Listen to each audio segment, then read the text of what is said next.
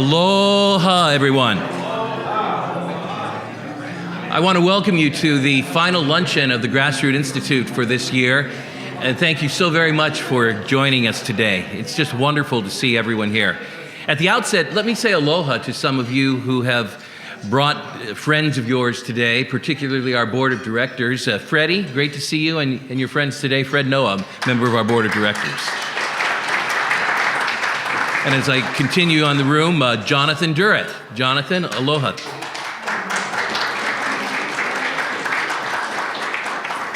Mark Maniscalco. Mark. And chair of the board of Grassroot Institute, Robin Stuber. It's so heartening to see many of you who have stood with us for years, our members, and yet at the same time, we're just delighted to see those of you who've come here for the first time to a Grassroot function. If you just raise your hand if this is your first time, let's look around. Give them a big hand, everyone.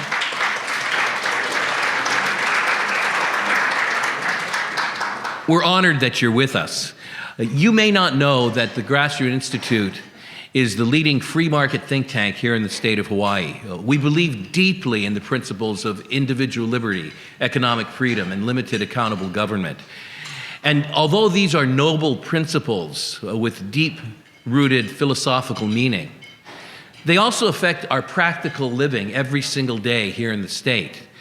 And that's where we work. We work in the trenches daily. I just want to acknowledge, as I know this is on all of our hearts, the tragedy over the last month and a half with the wildfires, particularly on Maui and the town of Lahaina. That has brought to all of us a tremendous personal and spiritual loss. And we have tried our very best to honor that at the Grassroot Institute. We've had many friends, many supporters whose families and whose businesses were affected deeply by the Lahaina fires. We're still learning about that. Last night, some of the staff and I and our speaker were on Maui, and we learned that another one of our supporters had lost 6 homes in Lahaina. As real as the personal cost is, at the Grassroot Institute, we are focused on the economic cost and the cost to the state and what it really takes to recover. One of the things that our team has been learning is that there's nothing really new after Lahaina that wasn't here before Lahaina. The issues, the problems, the needs of greater engagement of our government are clearer than they have ever been before. And I just want you to know that Grassroot Institute is there to bring forth the best thinking, the best collaboration on how to do government right, how to build the economy back, and how Hawaii can be a place where everyone can thrive. Today, I am delighted to bring to the Institute a dear friend who's doing much in the same vein as we are in Hawaii, the valiant work of fighting for freedom. And you're going to enjoy what he has to say.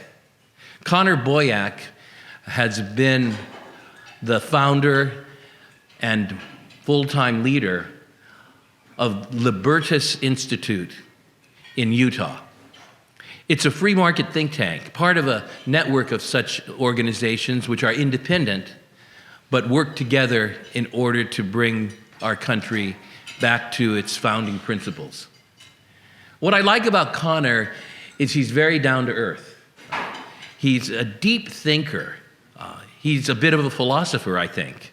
And he can take some very dense works like Friedrich Hayek's The Road to Serfdom and translate that into The Road to Surfdom, spelled S-U-R-F, so that a totally new generation will be attracted to this classic work that talks about what happens when people lose their freedoms as their government becomes too big and out of control. He's written little books like pencil based upon the original classic, but for young people in a way that they can understand.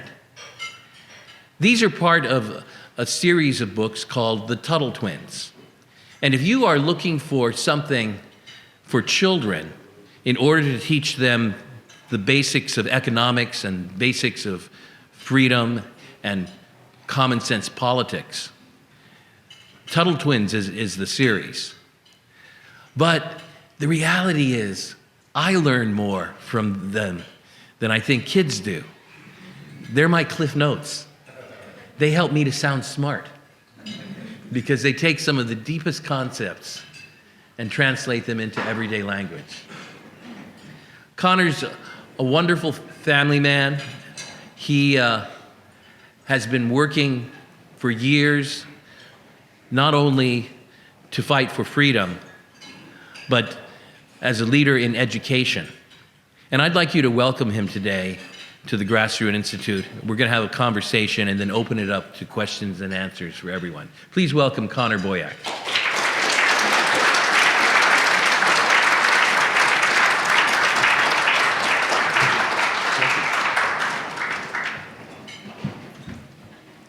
Well, first off, Connor, this is not your first time in Hawaii. In fact, many years ago, you were here for a conference of economists on the island of Maui, and you've actually have some exposure to the islands. Yep.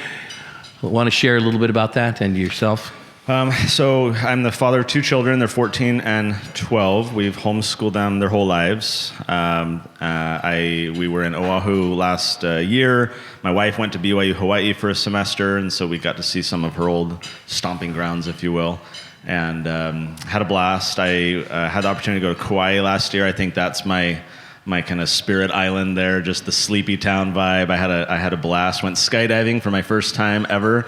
And I was telling a couple folks last night, I think I've ruined it because I can never go skydiving anywhere else. I've seen the footage, and it's just spectacular all the way down. And so it was a big blast. So we were in Maui last night, as Kali'i mentioned, going to the Big Island tomorrow, and just kind of sharing the word about what it is that we do, what it is that you can do, and partner with organizations like Grassroot to fight for a freer future. So I'm excited to have this conversation and be here with all of you.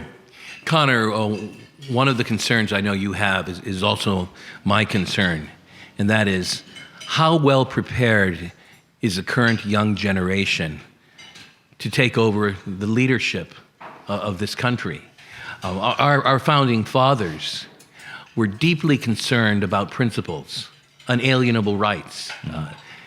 These are inscribed in the Declaration of Independence and the Constitution of the United States. What's your assessment as to the preparedness of this generation to defend and propagate these principles? Not good. Next question. Just kidding.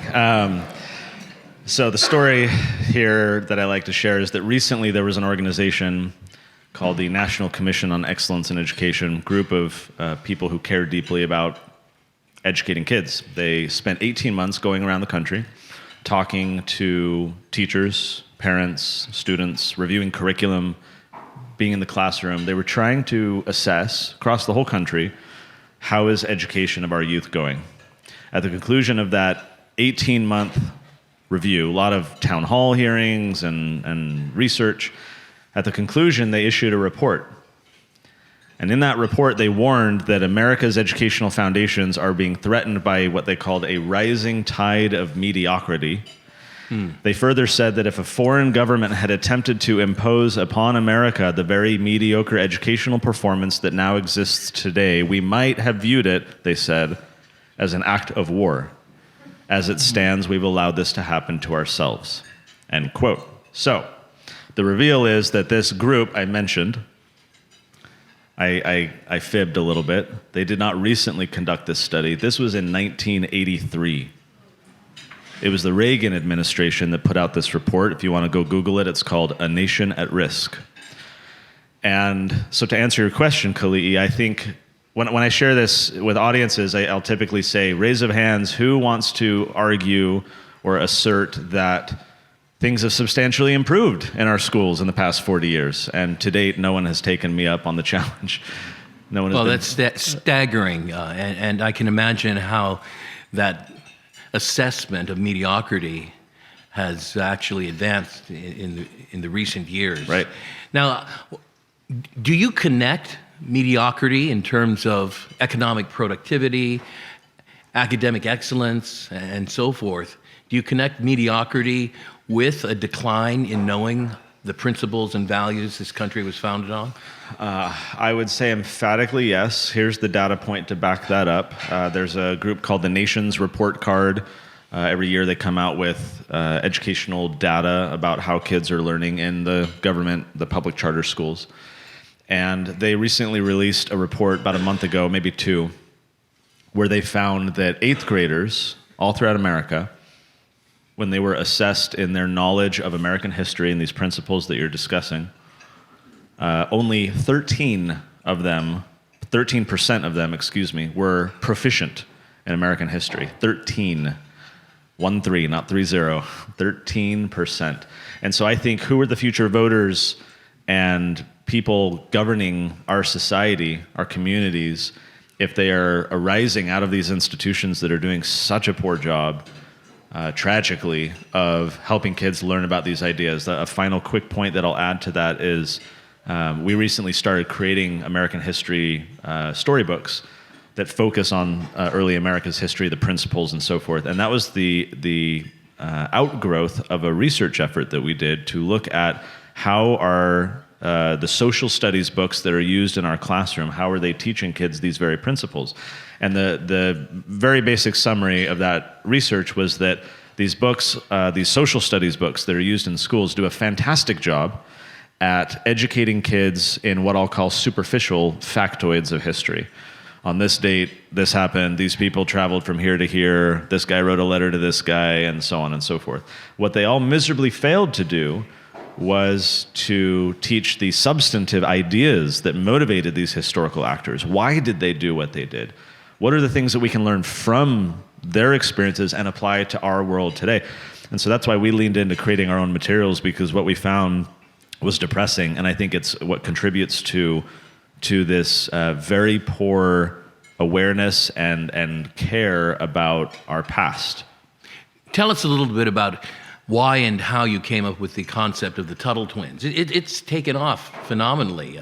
There are millions of products that have been distributed, and you have actually started a phenomenon. And I'm so glad that we can increase the audience for this very fine concept of the Tuttle Twins. But tell us how it came about and what you're trying to achieve. So just as Kali'i is the president of Grassroot Institute, I am the president of a think tank, as he mentioned, in Utah, Libertas Institute. And a few years into starting it, my children were 5 and 3. My 5-year-old was almost 6. And I would come home at the end of the day and I would, as most fathers do, ask my children, what did you do today? Tell me about your day. And after they would tell me about what cartoons they watched or what toys they played with, over time, my almost 6-year-old started reciprocating that question and started asking me, Dad, where were you all day? What did you do today? And I found myself wanting to share with him more than just saying, I typed on computers today, or I made phone calls, right?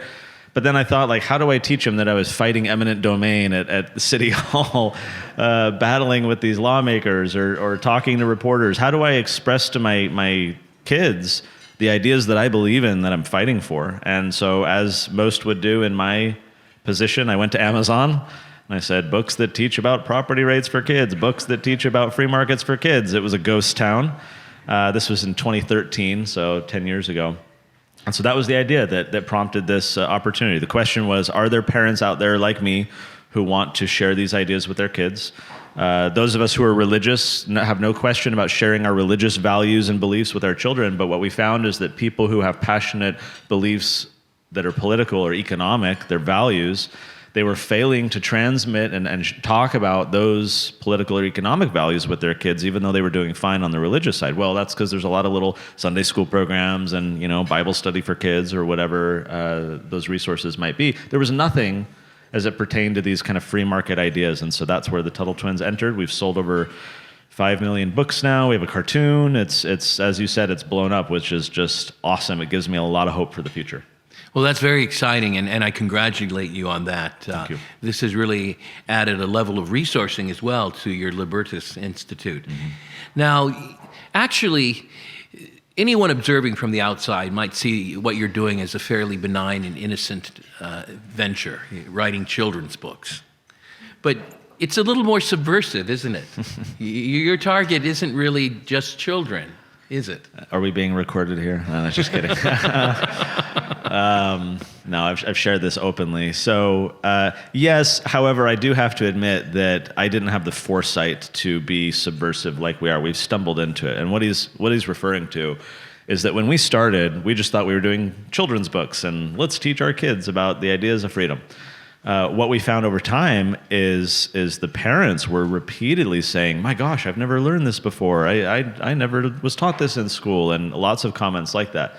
So over the years, we've turned this from just a side hustle fun project into a major strategic initiative for our organization to lean into, because as think tanks like ours know, it's often very hard to persuade other people to believe in our value systems and our ideas, especially adults who are very set in their ways. They have a worldview that they've developed over decades.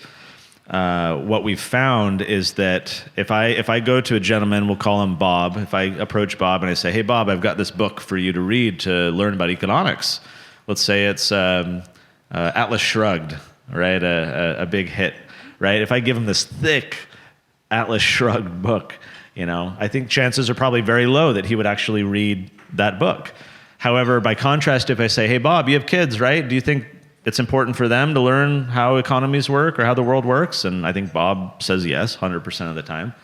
And I say, "Hey, Bob, here's a children's book that'll help you do that." And he loves his kids. He gets FOMO. Most parents do, on behalf fear of missing out, for those who don't know the term FOMO.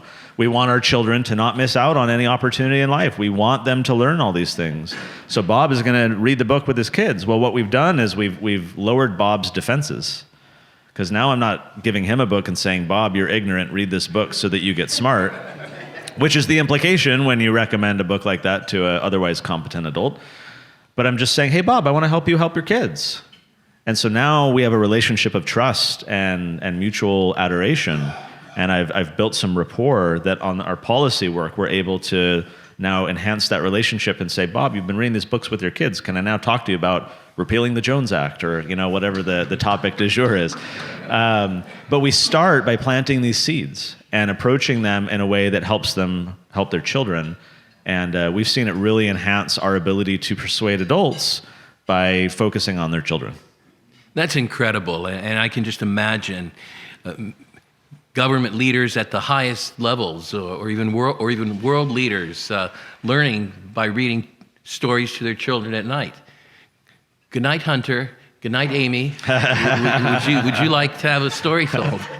I've often been asked the age range for the books that you have. We have books for toddlers and teens and other age ranges, but when I'm asked for these, I say, well, these books are for ages 5 to 10 and members of Congress. So wonderful. Now you've been, go ahead, applaud. You've been tracking to some extent, to the extent that you can, some of the results of young people reading your literature and learning to be a little more courageous and standing up for their beliefs, and indeed shaping their beliefs. Do you have a story or two to tell us? I think the one you're referring to is one that some in the audience might know. This was just a couple weeks ago of a 12-year-old boy in Colorado who was kicked out of school because he had a Gadsden flag patch on his backpack. That's the yellow "Don't tread on me." Yeah, with the snake. And the teacher complained to the administrators. The vice principal pulled young Jaden in to her office, called the mom over. Mom was smart. She secretly recorded this whole conversation.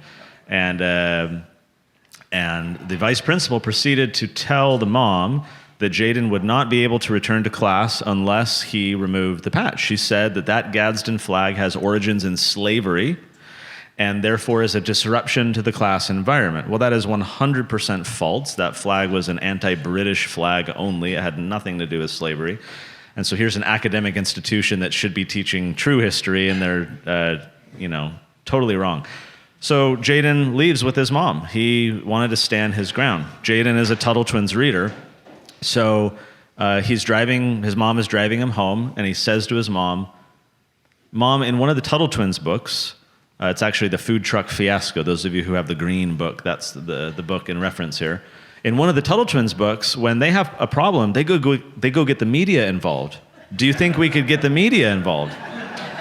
And mom is like, all right. To her credit, she drives him straight over to the TV station. Little NBC affiliate. Jaden goes up to the front door. Kid's got a little bit of bravado to him. He rings the doorbell, the little security camera doorbell, because it's a locked building. And he asks, "Can I speak with a reporter? Will someone come out and talk to me so I can share my story?" No one would. And so he went home with his mom, and they were talking about what to do. He was very adamant that he wanted to stand up for his rights. He knew that the vice principal was wrong. They were trying to figure out what to do. So the mom messaged me on Twitter, said, "My son's your biggest fan. He wants to stand up for himself. Can you help?" She sends me the video. I watched this thing. I'm like, oh my gosh, this is like viral treasure, this video. The following morning, with her permission, I posted the video on Twitter. I go into a meeting. This was at a conference that many of the grassroots team were at along with me. I go into a meeting, and I come out 45 minutes later, and the post already has like 5 million views. Libs of TikTok has shared it. All these accounts are just sharing it. It now has almost 50 million views across social media. And needless to say, Jaden was able to return back to school. We brought the heat to that school. But to me, that story, I'm actually flying out to Colorado this weekend with my wife to go visit Jaden, which will be a lot of fun for me. He did a lot of, the challenge with me being the middleman of sharing that post was that I was the recipient of all of these media requests. Right? Because they didn't know who the mom was, or they didn't know how to reach them. So they would message me. My phone was just blowing up. And so we said yes to a lot of the requests that were bigger names, opportunities to really get the word out. One of them was Ben Shapiro on Daily Wire. And so the next day he was on Ben's show, and Ben was interviewing him for a while, and he says, "Gosh, you're such a smart kid. You seem to know a lot about American history. How is it that you know so much?" And he says, "I give credit to my mom and Connor Boyack because I read his Tuttle Twins books." I'm like, gotta slip that kid a $5 bill. Thanks for saying that. But my mission, my goal is, let's create 1 million more Jadens. Let's create kids that or educate kids. I'll leave the creating to you and your, that's not something I want to be involved in. Let's educate kids that understand their rights, that understand what freedom is, what these free market principles are that Grassroots is fighting so hard for. What I've been blown away with is that kids not only can understand these ideas if you present them in a simple and a story-based way, but they want to. Think of Thanksgiving dinner. If your family reunion dinners or anything like mine, there's so many people that the large table can only accommodate the adults. And then there's the kids' table. But when you're a teenager, you do not want to sit at the kids' table. You want to sit with the big kids, right? And so every kid wants to be a big kid. Every big kid wants to be an adult. We aspire when we're young to stretch and to grow. But so much of our reading material for kids meets them at their same level. Billy and Susie did this and went, like, who cares, right? It's fluff. But we can challenge our kids to rise to a higher level. And if we present them this material in the right way, they lean into it. Can I share another brief story really quick? Okay, so a couple weeks ago, Dad reaches out to me. And a couple months ago, he's walking down the grocery store aisle with his daughter. And they're going down the chip aisle. And a few days prior, they had read The Miraculous Pencil, which is the blue one, for those of you who have that one. And this book is all about free markets and how there's no one in charge of making pencils, and yet we have pencils. There's no pencil czar. There's no command and control, pencil clearinghouse that orders everything. This is a term called spontaneous order, right? We have order, we have pencils spontaneously, not as a result of central planning. So they're in the grocery store a few days after reading this, and the father turns to his right to talk to his 9-year-old daughter, and she's no longer next to him. She's back at the potato chips, and he walks back. He's like, honey, what's going on? What are you doing? And she's just staring at the potato chips. She turns to her dad and she says, Dad, I get it. This is spontaneous order. There's no one in charge of potato chips, and yet we have sour cream and onion and sea salt and barbecue. We have wavy ones. And like for her, it was this synapse firing, right, that connected things. And I'll say here, the power in what we do, I think, is that like we do a lot of school stuff, we get into a lot of schools, but that's not where the sweet sauce is. The magic happens in the home, because if we reach kids in the classroom with a little, let's say we teach them how pencils are made and we have a little free market lesson that we often will do. The kid goes home and mom says, hey, sweetie, how was your day? Fine. You know, tell me what you learned today. I don't know. Right? And there's a disconnect between parents and children, and there's no ability to build on a foundation. By contrast, when we get that parent a book to read with their kids, there's a shared language.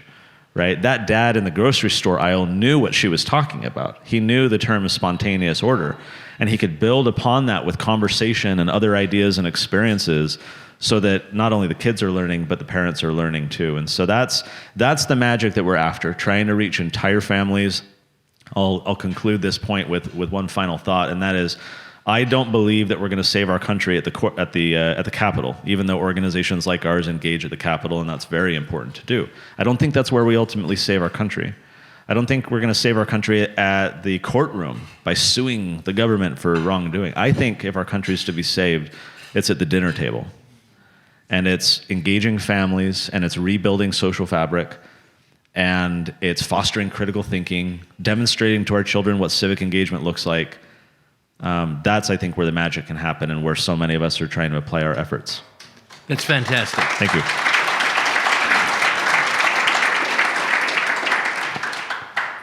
Connor, some people would be very threatened by what you're talking about. You have gone on record saying that the family is the most important institution and that it's the key to the future. And yet across our country, in places as far away from Utah as Hawaii, there are battles taking place over what constitutes family, or the value of family, or the extent to which families should have rights over their children in schools. You've done a lot of thinking, and you've actually done a lot of work in Utah on this. Do you want to share some of that and how that might be relevant to the rest of the country? Anyone read dystopian fiction? We got a few. I'm a big fan of dystopian fiction. You've probably seen the meme that 1984 was supposed to be a warning manual, not a training manual, right? Like, let's keep dystopian and not real world. What I like about dystopian fiction is it portrays the kind of extreme of what things can become if we do not stand for our rights and defend them, right? This is what a totalitarian society might look like. What's fascinating to me is when you review dystopian literature, there's a common thread throughout most of the stories. This big oppressive state is just ruining everyone's lives and controlling everybody. And so that, you might say, is the obvious thread. You have this totalitarian state. That's the obvious answer. What is less obvious, and what I didn't realize until I had read a number of these novels, was that a common thread between all these stories is that not only is the state large and omnipotent, the family is nearly or actually non-existent. Oftentimes in these stories, children are born in birthing centers. There's a time of mating. Children never see their parents. They grow up in basically like orphan care, where the state, like permanent daycare systems. Over and over, all these different writers have described a dystopian future in which the family is non-existent. And so that was kind of curious to me, and I thought, well, why do they depict it that way? And then it was a few months after that, I watched online, there was this ad from this woman from MSNBC, and she was doing this commercial for public school investment. She was, for whatever reason, MSNBC did this little 30-second promo about why we need to invest more in our kids. And in the post, in the video, she said something to the effect of, we've always had this notion that our children are ours, this private notion of children. We've never had a collective notion of this is our children. And once we can finally make collective investments, that's when we're going to succeed. So she was diminishing, like Joe Biden does this all the time when he's talking to teachers in the classroom. He's on record a number of times saying things like, well, when the kids are in your classroom, they're like your kids. And you might say, this is a modern phenomenon. But then you go back to Horace Mann. He's the early architect of our modern school system. He borrowed it from the Prussians, this very kind of authoritarian schooling model. Horace Mann, has a number of doozies, but he says that we who are engaged in the sacred cause of education have the right to look at parents as if they have given hostages to our cause. And so what I've come to realize and what I believe is that, number one, there are many well-meaning people in institutions that I consider to be corrupt to the core. Pick your organization. There are many well-meaning people there trying to do the right thing, reform from within. However, I believe there are a number of nefarious people in our society who see my children as raw material for their agendas. You look at all the dictators throughout world history, they always went after the kids, consistently. Why would they do that? Hitler has this quote from 1933 where he says something to the effect of, he's talking with another adult and he says, you know, who are you to believe that you stand in the way of what you're doing? Your children now stand in our camp. Pretty soon you'll be done away with and your children will know nothing but this world that we're creating. And obviously Hitler and the Nazis is an extreme example, but I share it to suggest that there are people who believe like that, like the Joe Bidens and the MSNBC women's and all these people who believe in a collectivist approach. In economics, there's this concept called the tragedy of the commons, and I'll share a very crude example to illustrate this. When I'm walking my dog, if my dog does its business on my front lawn, we're all done eating, right? So I can share a little poop story, right? If my dog does his duty on the front lawn, I'm going to clean it up, right? Because I don't want to step in that. I don't want anyone tracking it home. But when I'm at the park and my dog is off leash, chasing some bird or whatever, and I see the dog on the far end of the park relieving himself, there's just this little thought that tickles in the back of my mind. Maybe you don't need to walk over there and do that, right? I have this kind of little incentive when it's collective property that is not my own. And there's a number of stories here to validate this. The point is that when things are collectively shared, any one individual's motivation and incentive to do anything about it is diminished. This is why private property is so important over collective property. If you go back to the early pilgrims, the story of Thanksgiving, by the way, a couple months away. The story of Thanksgiving is a story of individualism over collectivism. The folks who came over here had a collective bargaining agreement to pay back their loans.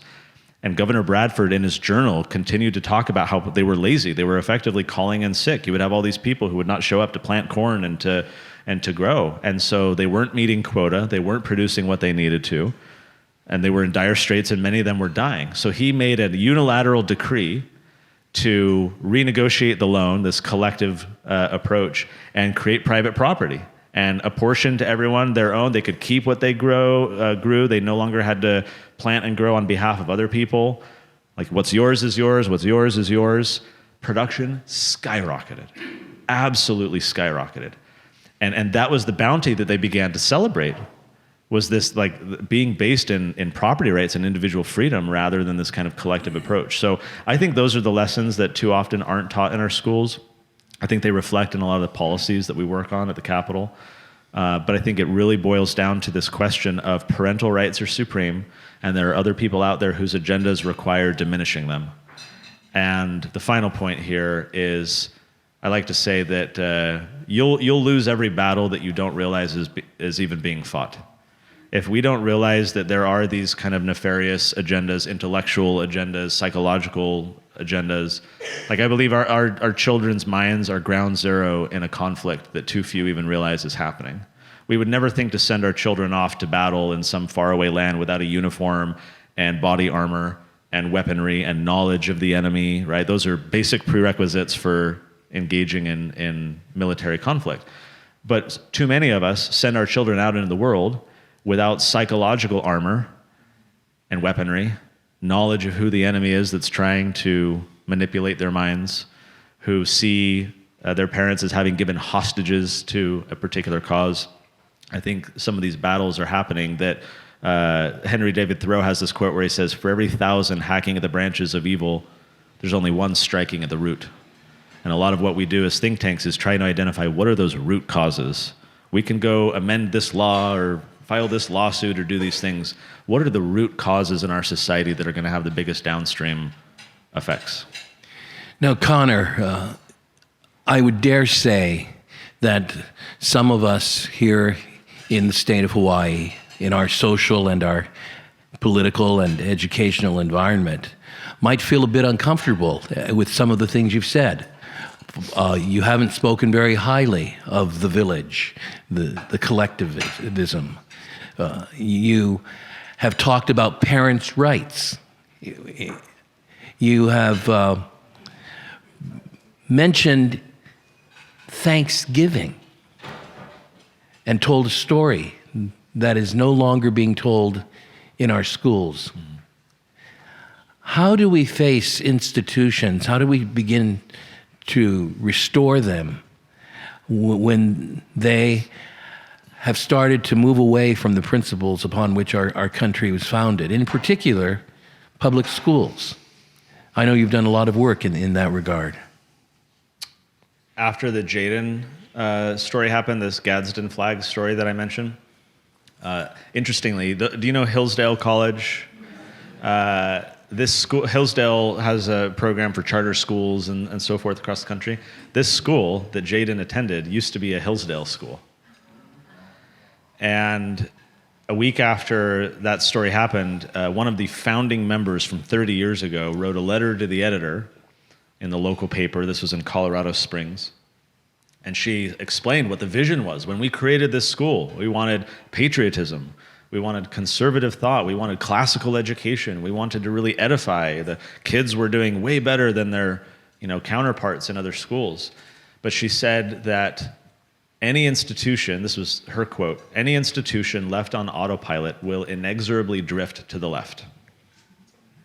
I thought that was very interesting. She talked about how over time people got busy. The founding board members left, new paths of life, new people came in, right? And you didn't have that same intentionality. The Hungarian Revolution offers another compelling story. Hungary was occupied by the Soviets, and they were under kind of a lighter touch. The Soviets kept tanks there that were older and smaller. They didn't have a ton of soldiers there. They were less experienced soldiers because they weren't too worried about Hungary. Well, some teenagers and young adults started throwing some Molotov cocktails around one day, and it spread like wildfire. A lot of other people joined in.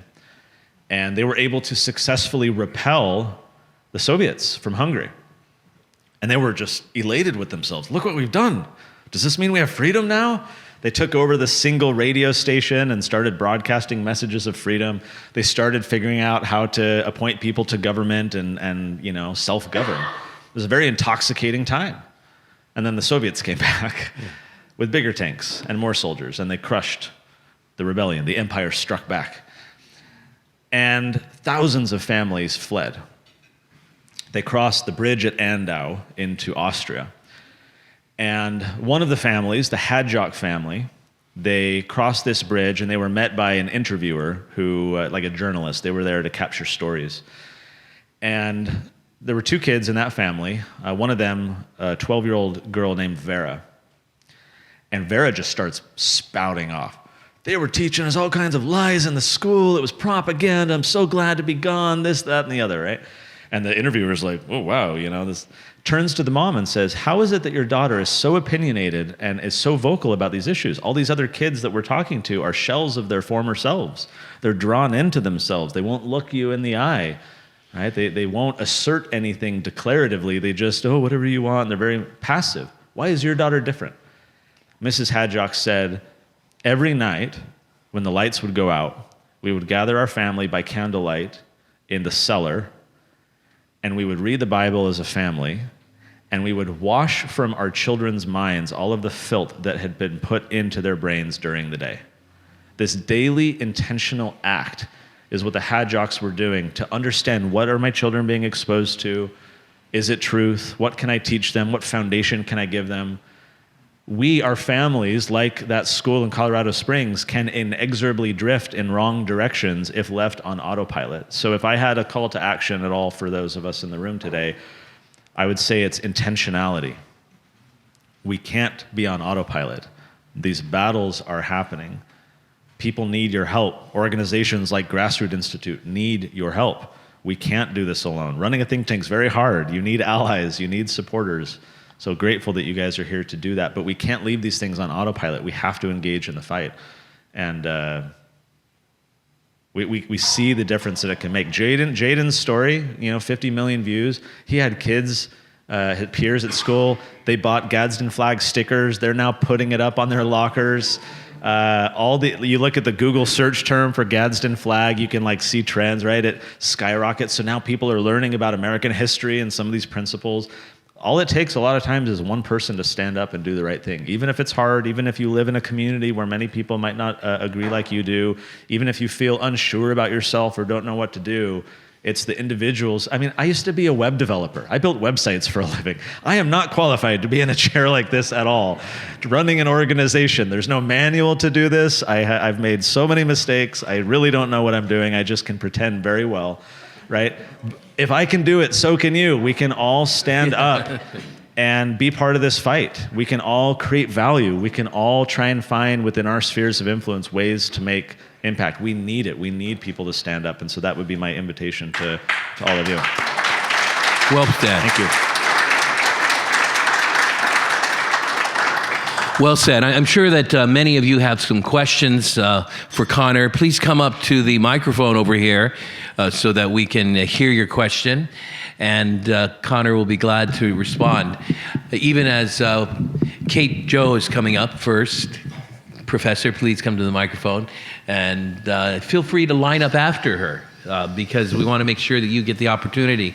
So we'll take a couple more people behind Kate before we ask her to start. Anyone else want to stand there with her so she's not afraid? Stand alone even when no one else is doing it.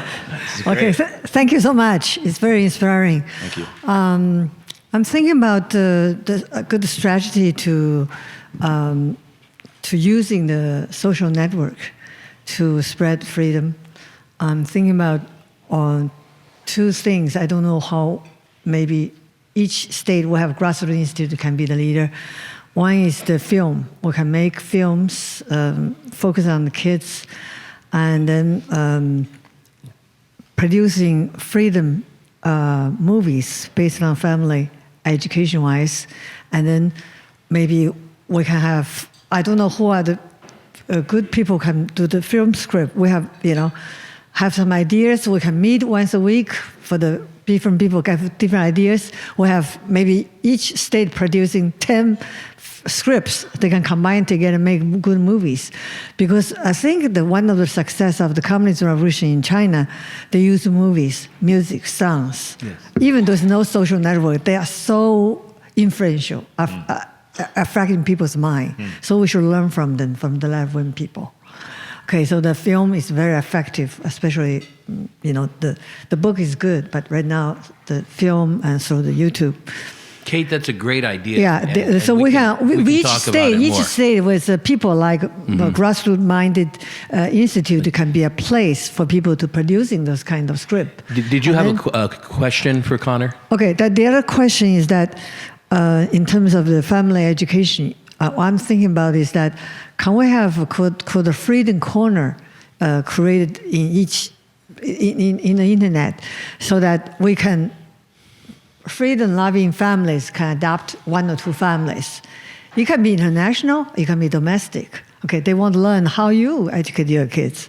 Or, for example, you have Christians, you want to, I think that daily prayer is a wonderful thing, And so I can give you 1,000 families from China willing to listen to this once a week.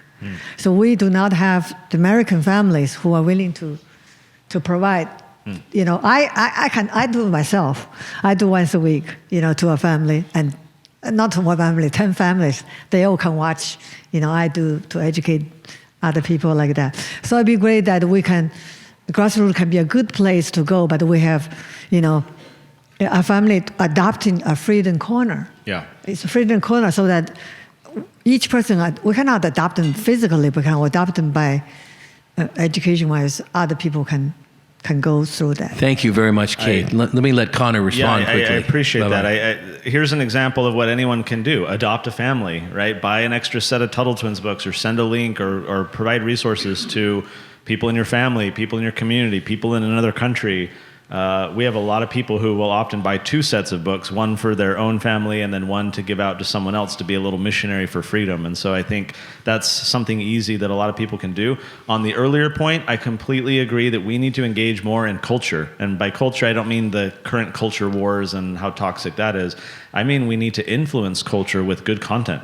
So if you don't know, the Tuttle Twins, we have an animated cartoon series as well. So you can Google Tuttle Twins cartoon and you'll find it. It's all free.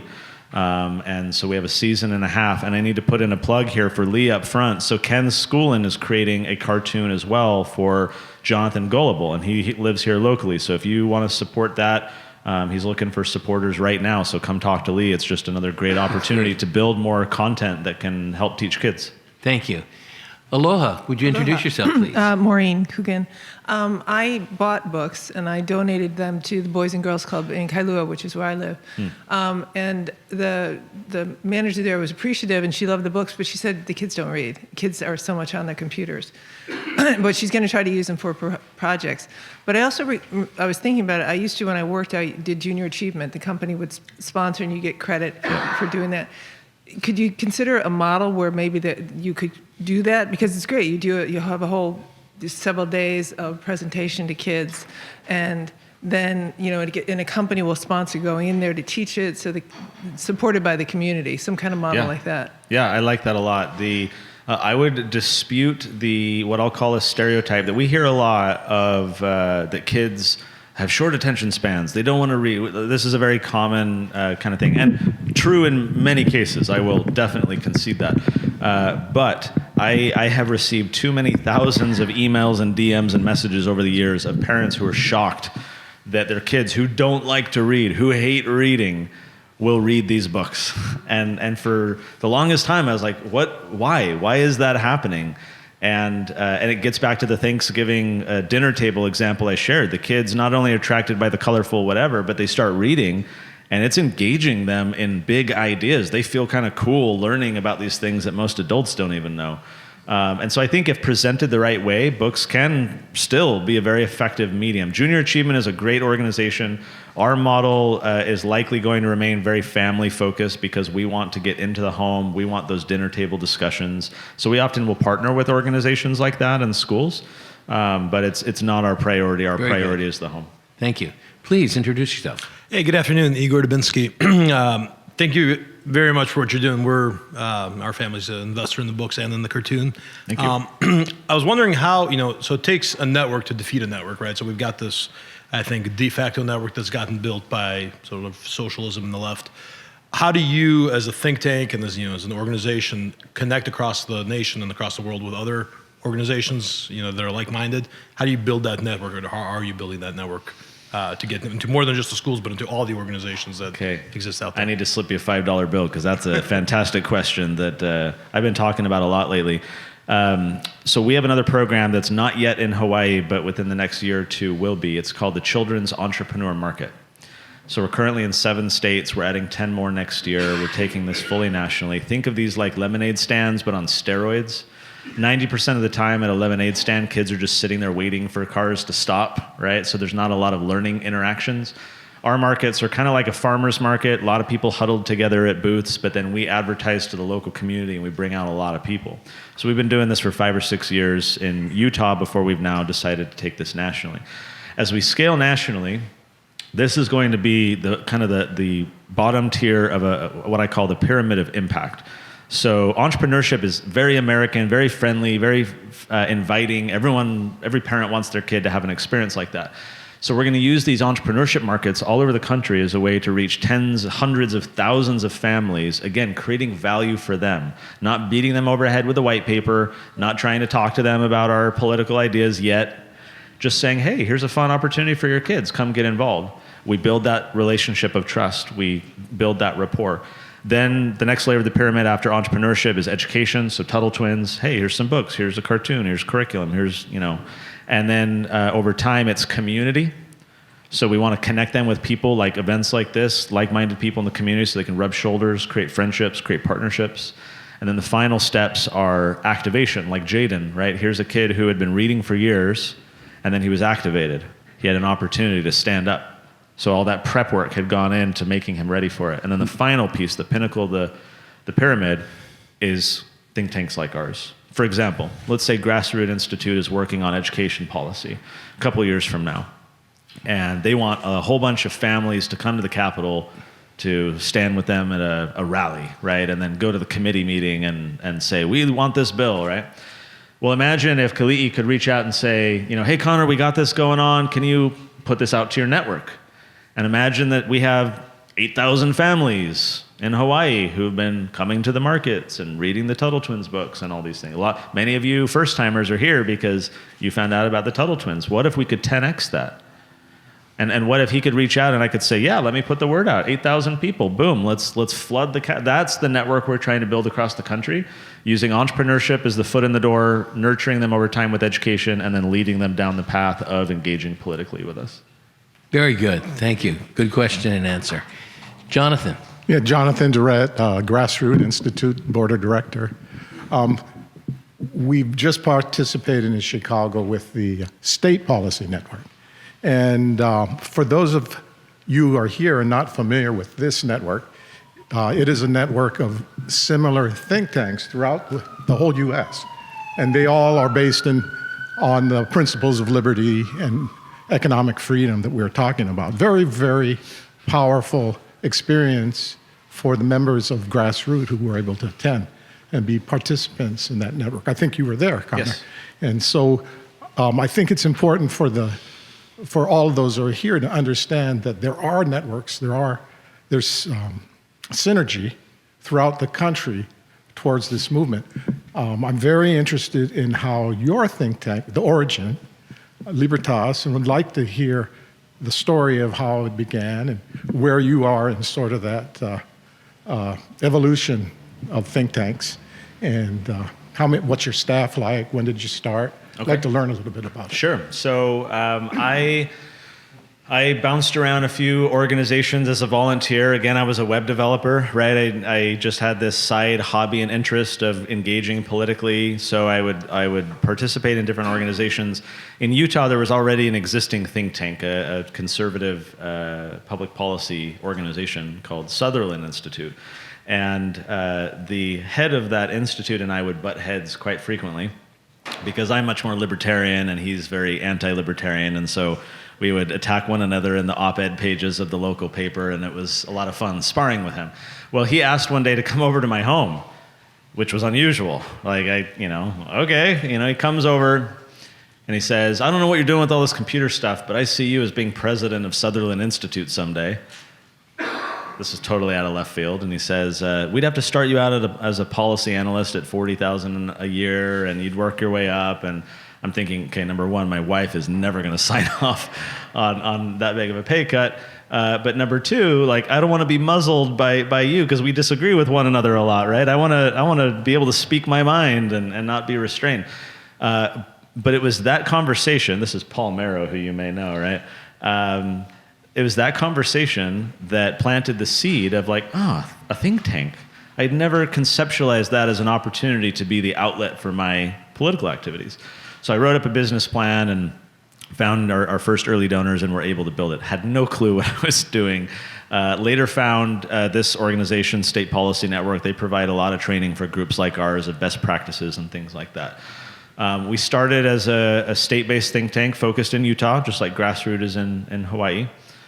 We've since changed quite a bit where we work now across the country. So we follow what I call a nail it, then scale it model. We use Utah because it has such a, we're at the top of all the rankings for, best economy and all these things. And so we're able to leverage that where if I get a good policy passed in Utah, we can go around across the country and say like, hey guys, Utah's at the top of the list and look what they just did. You want to be like them? You know, work on this policy. So it actually has been very effective to spread our ideas.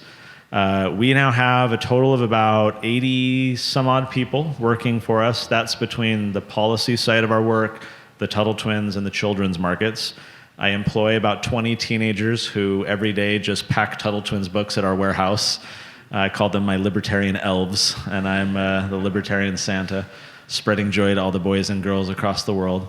And it's fun. Most of these kids grew up reading Tuttle Twins when they were younger, and now they get to come work at our warehouse, so we have a blast with them. But about 80 people. We're based in Utah, and having a blast. I think, did that answer everything, Jonathan? Okay, awesome. It's a great story, and we're looking forward to learning more. We're going to close up with the following three gentlemen. Thank you, and go ahead and introduce yourself. Eli Kapihe. Yes, L.A. Mahalo, Kelly. How are you doing, Ellie? Awesome. Aloha. Mahalo for hosting this. Connor, thank you for being here. Saw a vision as you were sharing of every home in Hawaii having your books. But the question is, how do we increase the intent of the parents being engaged with the kids, with the book? And if there are ways that we can equip the parents to be engaged. So those are two questions. I really like that question. One of the challenges with this kids market program and the books as well is they require engaged parents. If you have a dysfunctional family or a single mom working 3 jobs just trying to get by, it's hard to invest in your kids. And so that is the downside of having a family-focused model is you need strong families with attentive and engaged parents.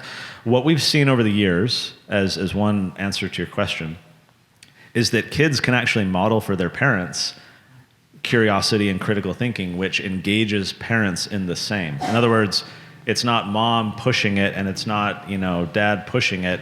Instead, if we can get to the kids and spark their curiosity, maybe they saw the cartoon at their friend's house and they come home and they're like, oh, I learned all these things, right? Then the parents start to be like, wait, what? What are you paying attention to? And we've seen parents get drawn in to their children being the ones to lead out and hearing from friends or at school or whatever about this. So I kind of take an approach of throw mud at the wall and see what sticks.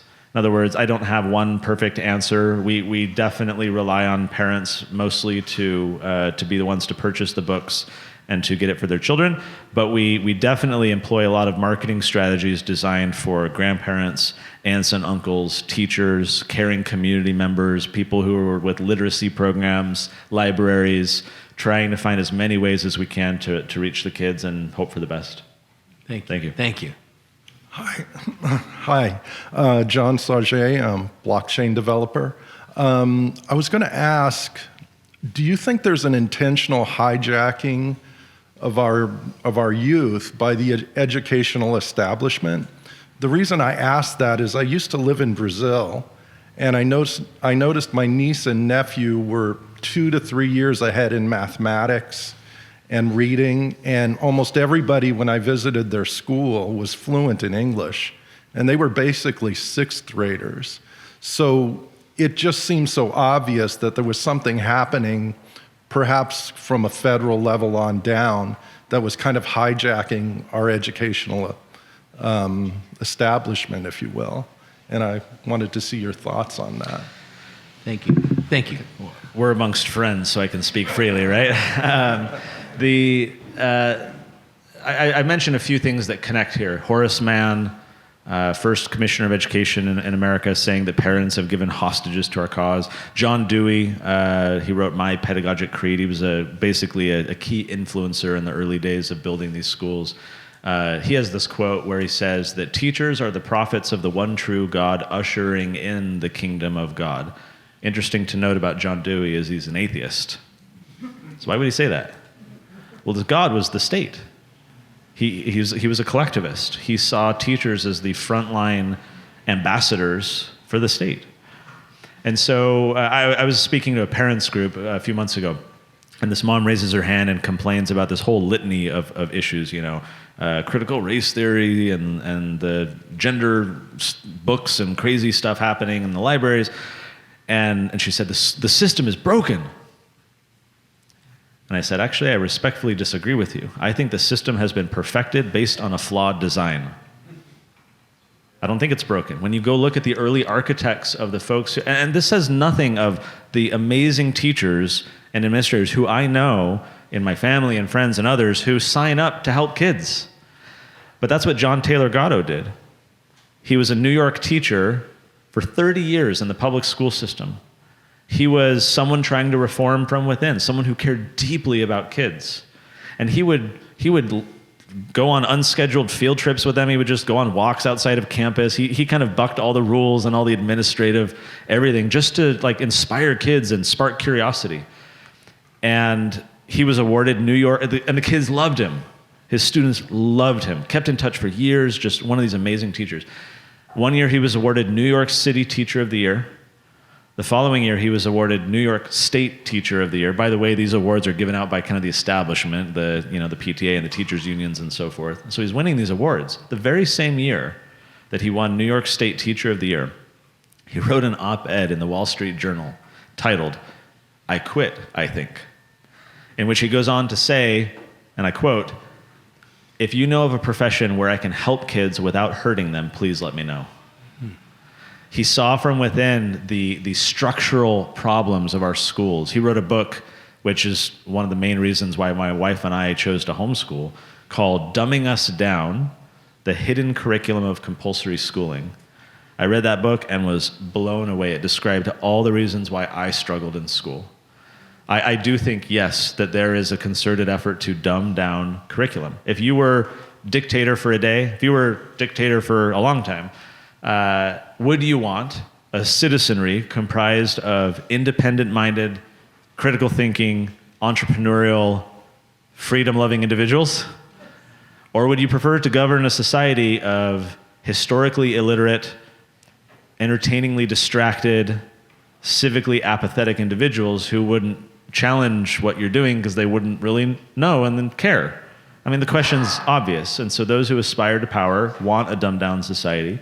If we want to restore freedom and reduce the power of these people, we have to stand up. We have to be the independently minded, critically thinking, curious, and entrepreneurial people, because I do think that there are efforts afoot to Very good. dumb it down. Ominous words, yet inspiring. We're going to leave here inspired, Connor. Okay. Final question. He's like, this isn't what we brought you out for, to talk about this kind of stuff. Thank you very much, Grassroots Institute. This is my first time coming. I'm Dustin from Full Gospel Marketplace Leaders Hawaii.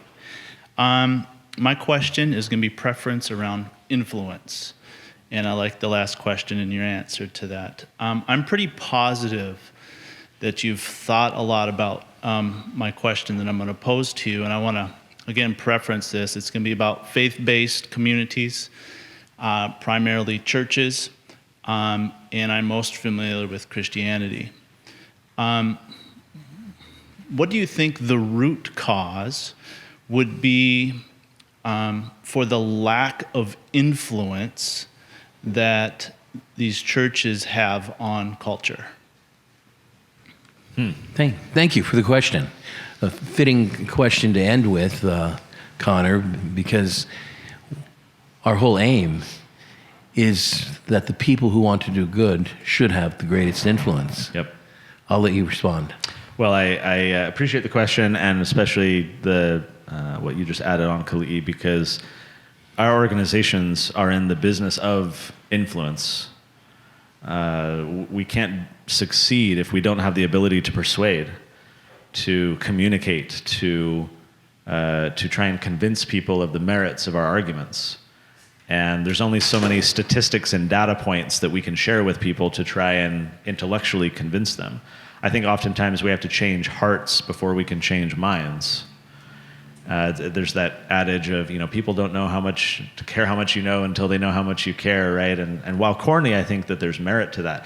I was asking Kali'i in the car ride on Maui yesterday about his experiences working in a state where there's a lot of Democrats. I come from a very Republican state, and we both share the same ideas and value system. So what's it like to work in a state like this? And his answer to me was that the emphasis for Grassroots Institute is on solutions. It's not on committing people to a particular ideology. It's not beating them over the head with, the specific talking points that we like to use. It's building consensus around a set of solutions that are common sense and that you can persuade people. So whether it's churches or community groups or think tanks, I think we have to be in the influence business, but I think fundamentally we have to be in the business of changing people's hearts. They have to feel that we care, that we want these solutions for them, that we're really trying to help their lives, that there's a doctor shortage right now. And so you guys have worked on the Interstate Compact and telemedicine, trying to materially improve people's lives. It's not just about checking a box and getting a victory. It's not about gloating to donors. It's not about looking good on social media. It's about making people's lives better. It's doing the grunt work at the Grassroots Institute office, collecting data and building spreadsheets so that 2 weeks from now you can hopefully persuade a particular legislator with what you found. It's all about influence. And so my parting words, if I could, is just for those of you especially who are newer to Grassroots Institute, learn more, grab the brochure, go to the website. I know from running a think tank, we need a lot of allies. And so they're here on the ground every day trying to build that influence. And honestly, the best way that they can be more influential is you guys lending your voice, talking to your friends, showing up to the Capitol with them, standing with them, being part of their community. It empowers them to go talk to elected officials, and those individuals will know, oh, this is Grassroots. They represent a lot of people. I better listen. We need more influence. You guys can play a part, and so I would invite you to do that. Everyone, let's show our appreciation to Connor Boyan.